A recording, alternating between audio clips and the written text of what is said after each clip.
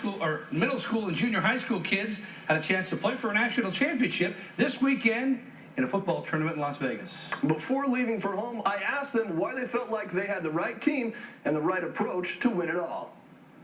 The answer to that question is really simple. It's that they believe that there's not one that's better than the other. They believe in the 12th man. And that's all these boys playing together to win.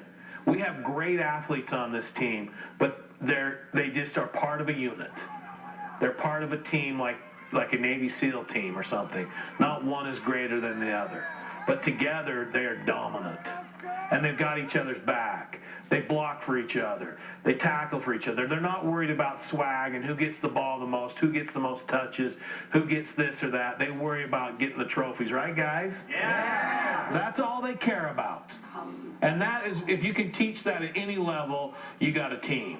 The kids admit that it can be tough staying disciplined all the time, but they also recognize the importance of listening to what the coaches have to say. It's hard some days, but really it's kind of good for you to listen, because sometimes kind of you realize you were wrong and you just need to listen. Just shut up and listen.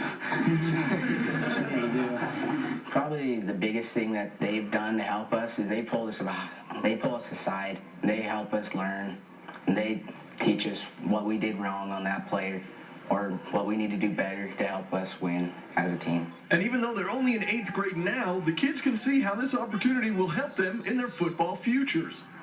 By the time we get into high school, we'll probably have a bigger step above everybody else, playing against more legit teams and better competition. I think I can speak for everyone that we're mostly here just to learn and get better for when we go down to like high school, on to college, maybe even NFL. But regardless of how far football takes them, the lessons these players are learning transcend the playing field. We put this team together to teach these boys the opportunity to learn, to get along, to have friends for life, to learn about competing. And we feel as coaches that football teaches more than anything else at this age about how to compete and how to win and how to be a winner in life. And the players aren't the only ones growing from this. The coaches and parents have also learned the importance of supporting the kids rather than living vicariously through them. And when you can turn it off and saying, this isn't about being Uncle Rico, you know what I mean? Because Uncle Rico wasn't even as good as he says he was, right?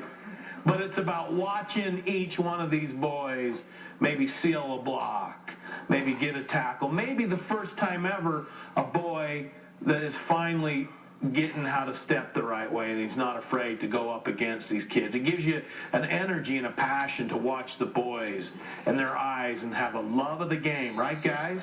Yeah. A love of the game. I bet I could throw a football over the mountains. Yeah, there we go. How did our kids do in Las Vegas? Well, they beat the host school, the Vegas Gators, 14-0 in the championship game and won the national title. Pretty awesome.